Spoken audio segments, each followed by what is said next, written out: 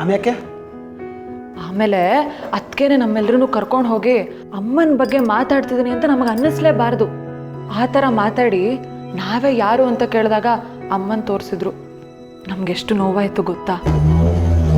ಹೆರಿಗೆ ಆಗೋವಾಗಲೂ ಹಾಗೆಮ್ಮ, ಹೆಣ್ಣಿಗೆ ತುಂಬ ನೋವಾಗುತ್ತೆ.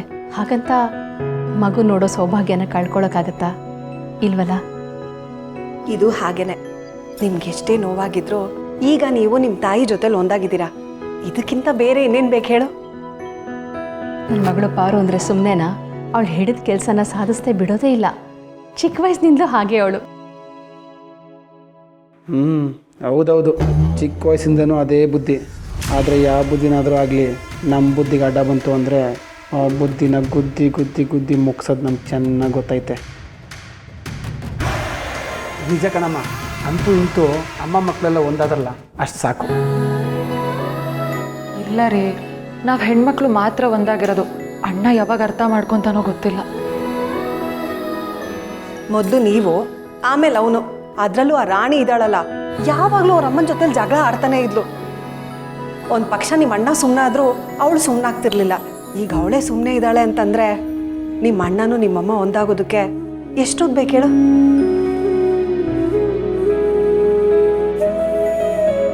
ಹೌದು ಅತ್ತೆ. ಆದರೆ ನನಗೊಂದು ಅನುಮಾನ, ಅಲ್ಲ ಅಮ್ಮಂಗೆ ಇಷ್ಟೊಂದೆಲ್ಲ ಕಷ್ಟ ಕೊಟ್ಟಿರೋ ವ್ಯಕ್ತಿ ಯಾರು ಅಂತ. ಅಮ್ಮನ್ನ ಇಷ್ಟು ವರ್ಷ ಜೈಲಲ್ಲಿ ಕೊಳಿಹೋಗಿ ಮಾಡಿದಾರಂದ್ರೆ ಅವ್ರು ಯಾರು ಅಂತಾನೆ ಗೊತ್ತಾಗ್ತಿಲ್ವಲ್ಲ. ಟೀಚರ್ ಅಮ್ಮ ಪಾಠ ಮಾಡೋದು ಬಿಟ್ಟು ಪ್ರಶ್ನೆ ಕೇಳ್ತಾವಳಲ್ಲ. ರತ್ನ, ಇವಾಗ ಬಿಸಿ ಎಲ್ಲ ತಗೊಂಡು ಏನು ಮಾಡಿ? ಅಮ್ಮ ಮಕ್ಕಳು ಒಂದಾಗಬೇಕಿತ್ತು, ಆದರೂ ಖುಷಿಪಡು. ಮೊದಲೇ ನಮ್ಮ ಸಮಸ್ಯೆಗಳು ಆಸ್ಕೊಂಡು ಒತ್ಕೋಷ್ಟು ಬಿದ್ದವೆ. ಪರಶು, ಯಾಕೋ ಹಾಗಂತ್ಯ? ಅವಳು ಅವಳ ಅಮ್ಮನ ಬಗ್ಗೆ, ಅವಳ ತಾಯಿಗೆ ಕಷ್ಟ ಕೊಟ್ಟೋರ ಬಗ್ಗೆ ಅವಳು ಕೇಳಬಾರ್ದಾ? ತಿಳ್ಕೊಬಾರ್ದಂತಲ್ಲ ಅಮ್ಮ, ಆದರೆ ಈಗ ನನ್ನ ರತ್ನ ಅದ್ರ ಬಗ್ಗೆ ಎಲ್ಲ ಯೋಚನೆ ಮಾಡ್ಕೊಂಡು ತಲೆ ಕೆಡ್ಸ್ಕೊಂಡ್ರೆ ಕೈನಾಗಿರೋ ಖುಷಿನೂ ಹೊಂಟೈತದಲ್ಲ ಅಂತ ಅಷ್ಟೇಯ. ಪರಶು ಹೇಳ್ತಿರೋದು ನಿಜನೇ. ಈ ಕ್ಷಣನ ಮರೆತು ಕಳೆದೋಗಿರೋ ಕೆಟ್ಟ ಘಟನೆಗಳ ಬಗ್ಗೆ ಯೋಚನೆ ಮಾಡ್ಕೊಂಡು ಕೂತ್ರೆ ಕಷ್ಟ. ನೋಡ್ರತ್ನ, ಯಾವಾಗ ಏನು ಗೊತ್ತಾಗಬೇಕೋ ಆ ಹೊತ್ತಲ್ಲಿ ಅದು ಗೊತ್ತಾಗುತ್ತೆ. ನೀನು ಆರಾಮಾಗಿರು.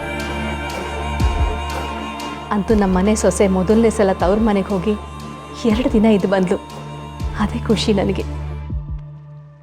ನಮಗೆ ಸಿಗದಿರೋ ಅವಕಾಶ ನಿನಗೆ ಸಿಕ್ಕಿದೆಯಲ್ಲ ರತ್ನ. ಖಂಡಿತವಾಗ್ಲೂ ನೀನೇನಾದರೂ ದೊಡ್ಡದಾಗಿ ಸಾಧಿಸ್ತೀಯ, ಅದಂತೂ ಸತ್ಯ.